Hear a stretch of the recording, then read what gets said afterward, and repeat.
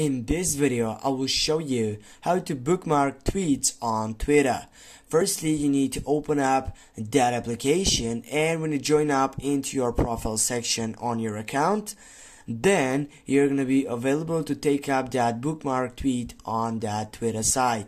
Now, for example, I will scroll down to simply show you how it looks like on that selection, and yeah, I will go for media, and as you can see here, it doesn't show me that section. And if I go to like, as you can see, also it doesn't cite on my sector. This is why I will go right here, or I will just go for tweets, and I will scroll down, and simply I will take a look on that selection, in which could be, for example, from the tweeting side of Elon Musk.